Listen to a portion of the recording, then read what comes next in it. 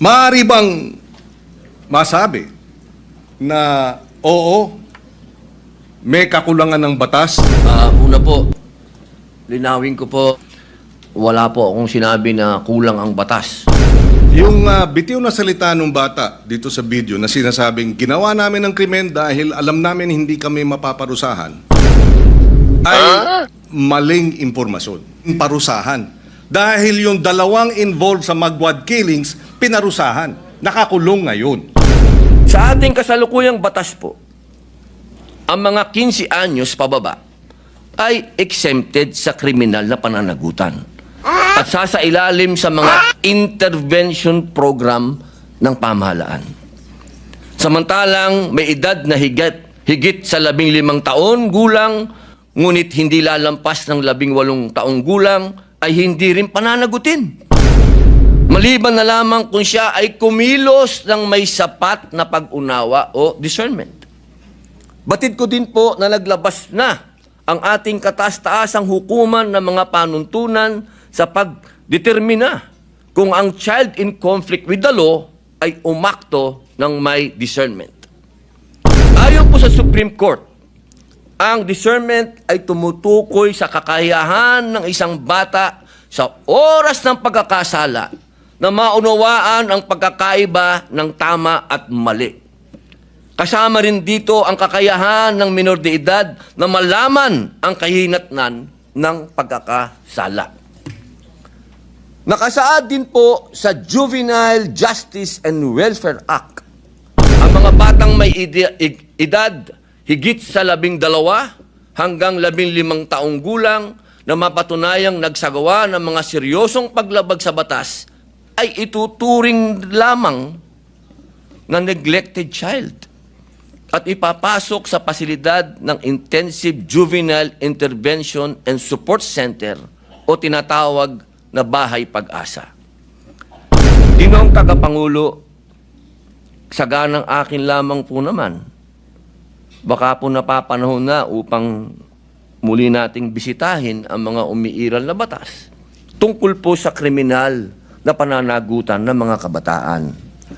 Baka po ito ang panahon na upang magkaroon ng mas naaangkop na kahinatnan o consequences ang kanilang mga aksyon sa pamamagitan ng sistema ng hustisya sa ating lipunan. Batid ko po na iba't iba ang magiging reaksyon dito. Subalit sa tingin ko ay kailangan na nating suriin ang pagbababa ng edad ng kriminal sa pananagutan hanggang 10 taong gulang po. Pagdating sa karumal-dumal na krimen. Inuulit ko po kasi marami po akong nabasa, marami pong nagsalita, marami pong nagkwento na lahat daw po ay in general gusto ko daw po makulong ng mga bata. Hindi po.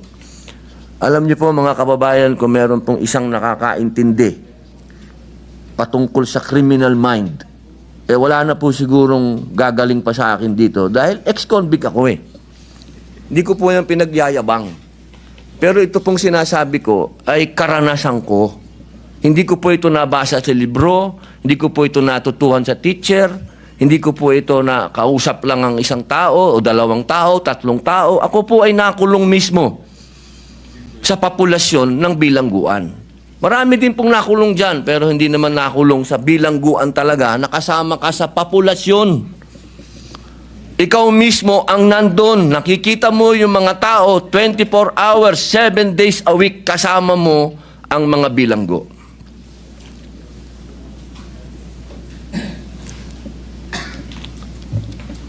Yan naman po ay kasabihan na dito sa atin. Experience is the best teacher. Ngayon, siguro isang tanong. Ang unang tanong, maaari bang masabi na oo, may kakulangan ng batas, ngunit mas marami ang kakulangan sa implementasyon kaysa sa batas mismo? Wala po akong sinabi na kulang ang batas. Ang sabi ko po ay napakaganda ng batas na ito. Hindi lang po siya napapanahon ngayon. No? Dahil ako po ay hindi ko naman po itinatago na tayo po'y galing dyan sa ganyang klaseng buhay.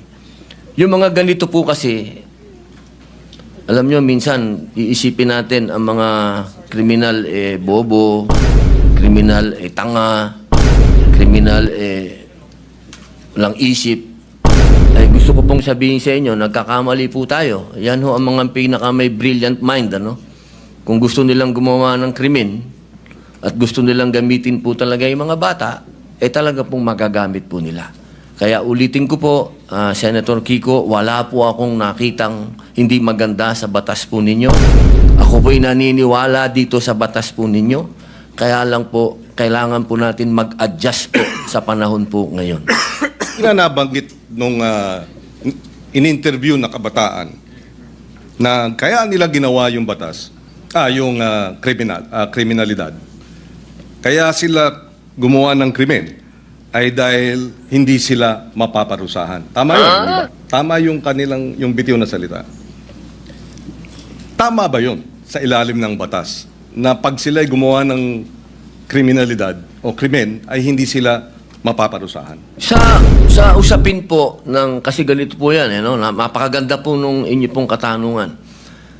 Ang bata kasi, kahit siya, lalahatin ko na po, kasi ganito yan pagka sinabi mong pananagutan, ang kaduktong po nun, dapat may parusa.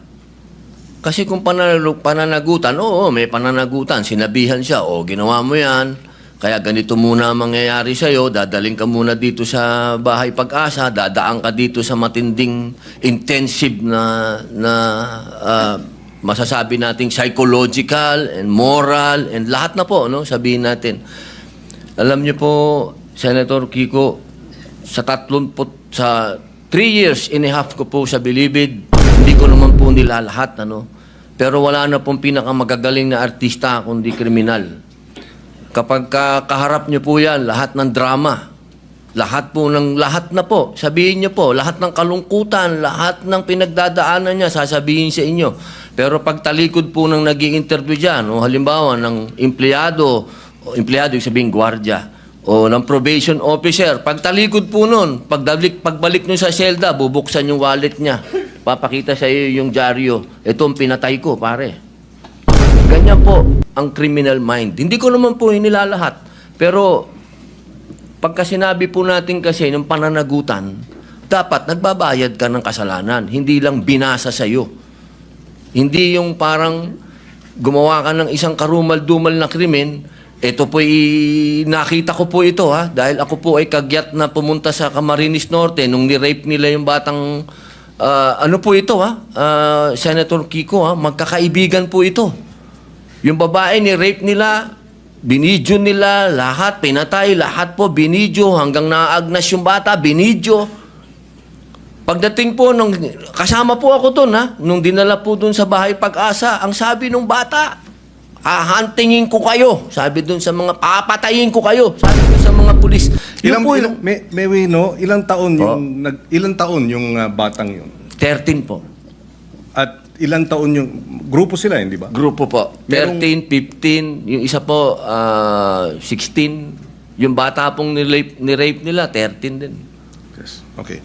Kaya ako tinatanong yun, dahil yung bitiw na salita ng bata dito sa video na sinasabing ginawa namin ng krimen dahil alam namin hindi kami mapaparusahan ay maling impormasyon. Hindi tama na hindi sila mapaparusahan. At yung mga edad 16, 15, oo, menor de edad, pero maliwanag sa batas na maaari silang litisin bilang mga nasa hustong gulang na kapag napatunayan na meron silang discernment. At ang katunayan niyan, yung magwad killings, dahil sila'y menor de edad nung naganap, pero sila'y 16 at 17, sila ay nilitis bilang mga nasa hustong gulang at sila'y nakakulong ngayon. In other words, hindi tama yung sinasabi na dahil menor de edad, hindi pwedeng parusahan. Dahil yung dalawang involved sa magwad killings, pinarusahan. Nakakulong ngayon. Yun ang puntong isa. Ayaw nating mangyari ang mga ito dapat lang mabigyan ng hustisya ang mga biktima ng karumal-dumal na krimen na galing sa menor de edad.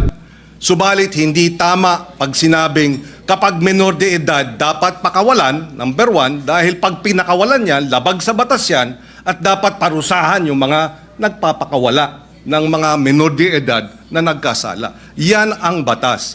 Iba ang batas, iba naman ang implementasyon. Sa mga sindikato na gumagamit sa mga bata. Again, ihiwalay natin yung implementasyon ng batas. Kung mayroong mga kakulungan, dapat managot sila. Pero iba naman ang batas mismo. Opo, katulad po ng sinabi ko kanina, wala po akong nakitang hindi maganda po sa batas po na ginawa po ninyo. Sa umpisa pa lang po ng aking talumpati, ay yan na po kagad. Sinabi ko po ay napakaganda. Yun lamang po sa usapin. Doon lamang po sa edad.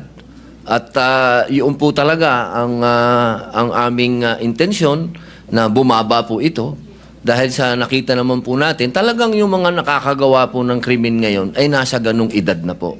Huwag niyo pong isipin na ang aking amenda ay para guluhin o sirain ang honor ng batas po na yan. Hindi po. Ako po ay isang ayon dyan. Yung lamang pong provision na yun. Kailangan lang naman po talaga nating pag-aralan mabuti dahil sa ngayon po talaga, iba po kasi ang pinanggagalingan natin. Kayo po ay magaling na abogado. Kayo po ay nasa, medyo ironic lang kasi kayo ang nasa posisyon ng akusado. Ako naman ang nasa posisyon ng biktima. Pero iisa lang po yung ating mithiin, proteksyon na ng mga bata. Bata. Opo. Pero yung mga nakagawa po ng mga heinous crime, hindi ko po talaga matatanggap na tatawagin nating mga bata itong mga ito. Tama po yan. At kaya